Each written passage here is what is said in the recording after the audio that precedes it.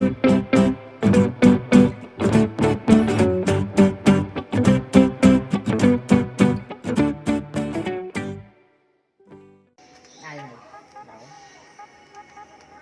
cái đá gì đặt bên khai rồi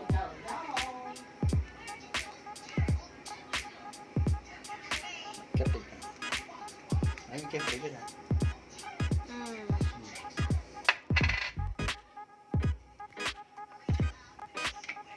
đấy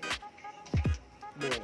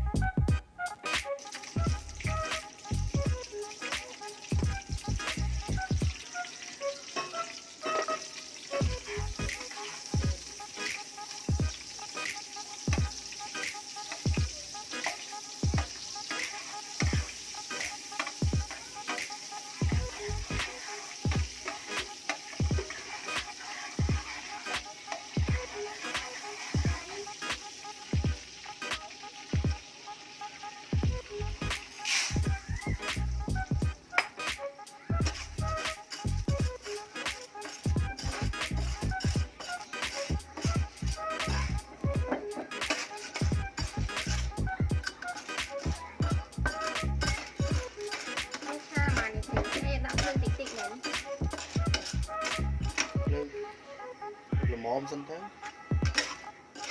cà phê đà ai sắp thì lên cây đà dương tốt nhưng mà lượt làm cùng làm cái gì kêu sắp lại nha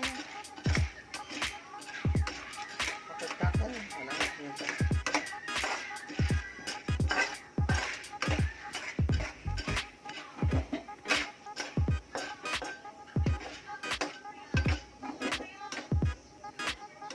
ban chân thế và hai màn này tí của màn tí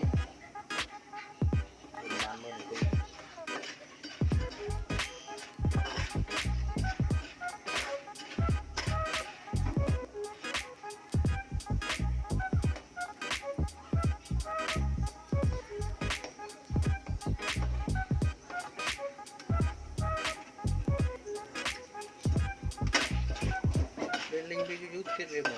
trình mặt khai quá như cả năm vừa về thế mà nó tinh lên xong mấy chờ như này đặt trên này mà ai mà cái chuồng tù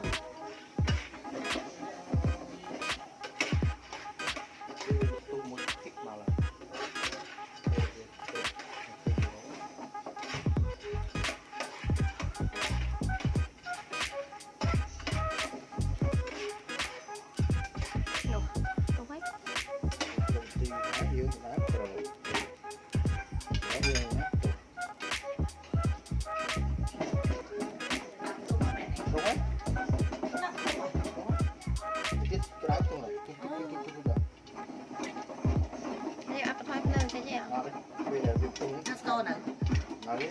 score xe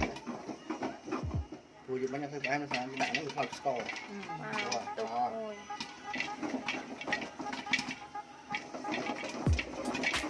chứ thôi đặt cà lệ miên trăng mẹ sọt dít sọt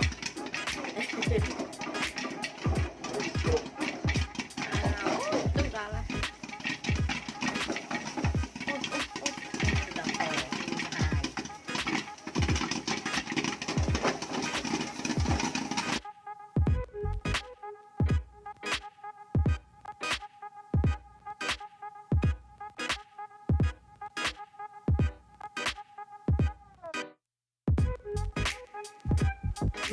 con này chứ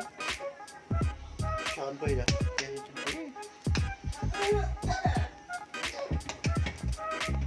tôi chơi mà khai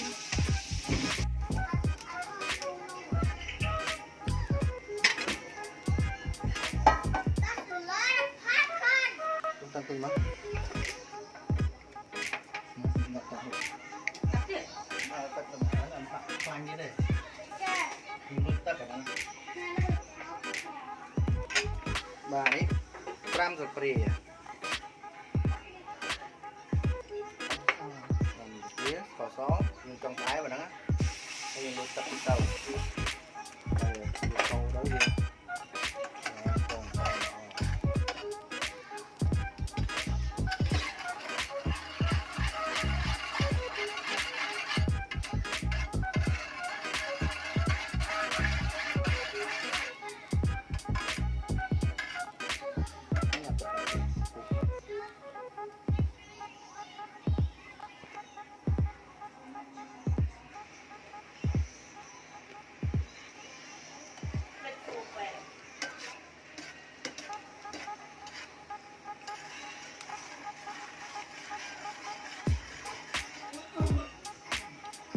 đặt cô chủ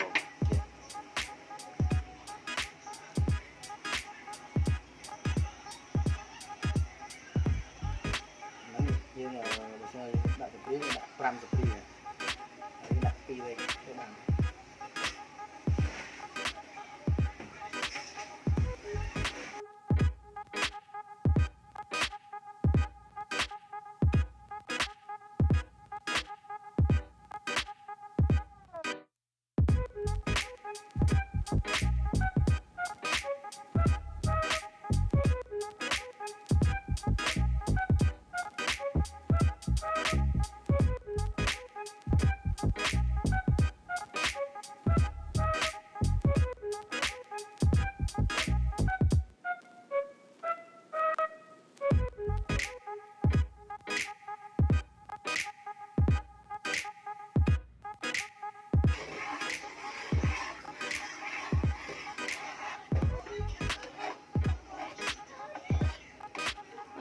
chuyện Milo con ăn chất sô cô la này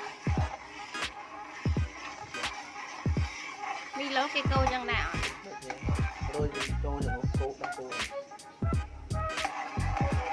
phân thử đã score đây hình ai lực làm phố của bạn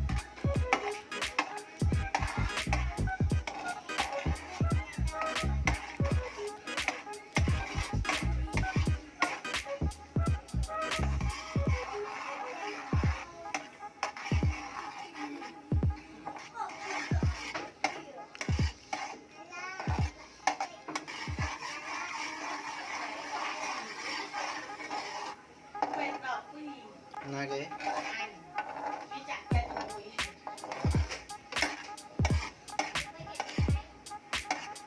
ba đấy bao nhiêu thế ô là bạch tực ngon không hai mấy thêm bờ